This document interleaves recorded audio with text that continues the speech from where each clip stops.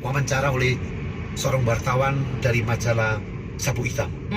Dia tanya, Bruce Lee, menurut Anda ya di kancah dunia bela diri, Anda posisinya berat di mana?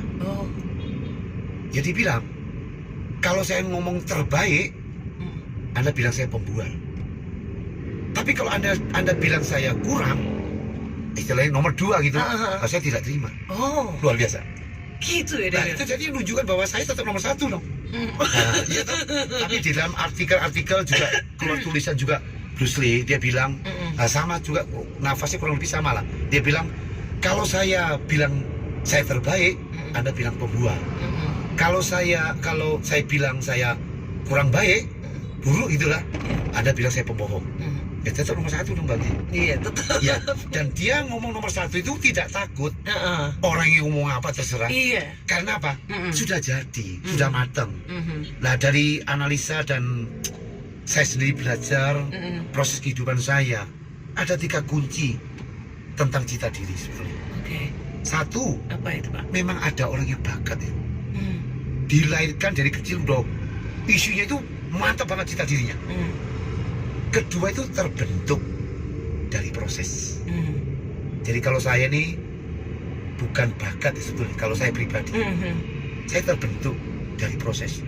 Benturan, nabrak kiri kanan. Nah bayangkan, SDTT, sekolah dasar tidak tahu, keluarga miskin, mana bisa berhasil seperti hari ini kalau nggak nabrak kiri kanan. Jadi proses pembentukan tadi. Proses pembentukan tadi sampai berhasil dinikmati, proses belajar berjolek sampai matang.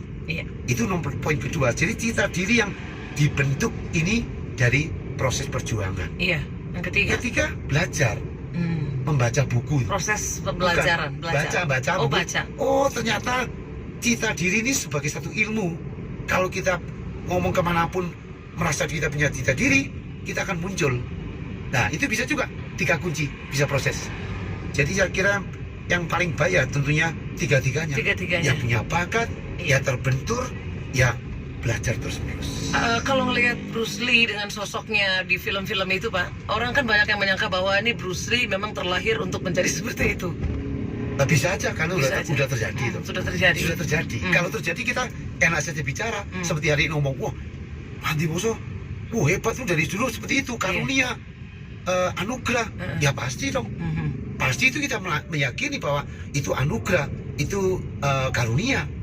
Tapi setelah saya dikurniai, setelah dianugerahi seperti Anda semua, pendengar semua, nah bagaimana menghasilkan sesuatu yang baik di dunia ini? Kan harus berjuang. Maka dari proses kehidupan Bruce Lee ini pun saya bisa melahirkan satu kesadaran bahwa sebenarnya setiap manusia itu telah dianugerahi DNA sukses.